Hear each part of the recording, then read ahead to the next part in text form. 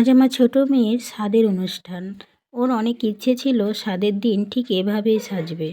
তাই ওদের শ্বশুরবাড়ির স্বাদের নিয়মটাও হলো, আমি যে বাসি স্বাদ দিলাম পরের দিন সে নিয়মটাও হলো।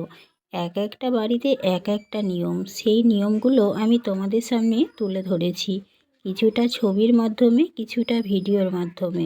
পুরো ভিডিওটা দেখো, ভালো লাগবে। ভালো লাগলে একটা লাইক করে দিও।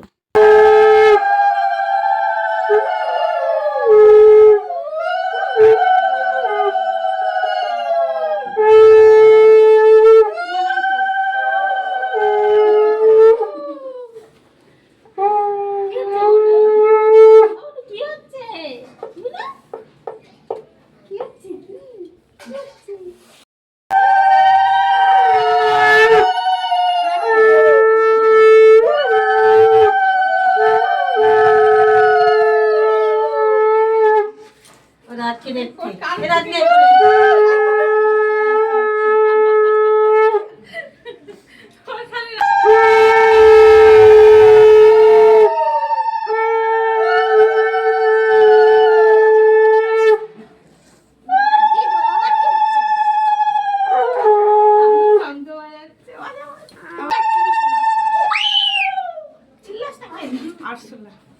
আসলে তো ভয় পায়। হ্যাঁ, কলমে বসেছিল তো, বুঝতে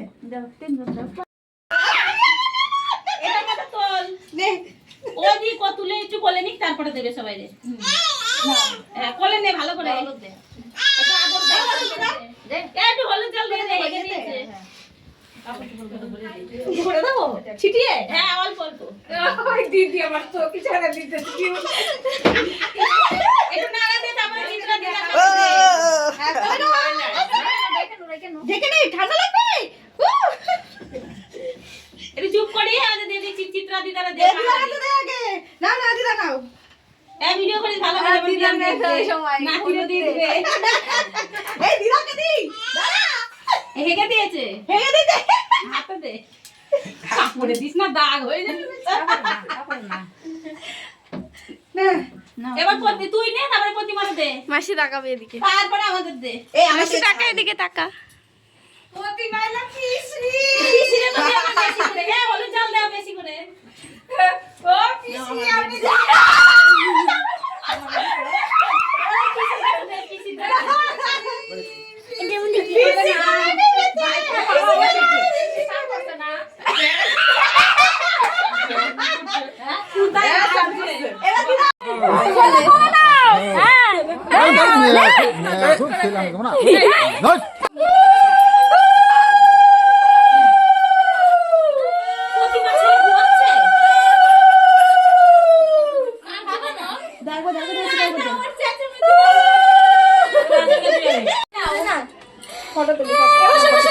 ফটো তুলে দে। ও লজেন নেবে, দে লজেন নাও।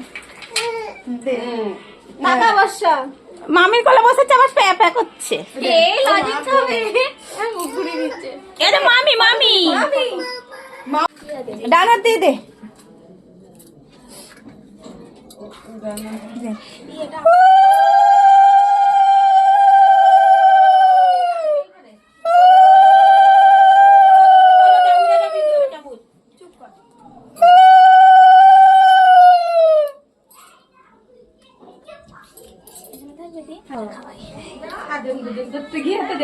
আসো, তোমার খুঁজছিলাম।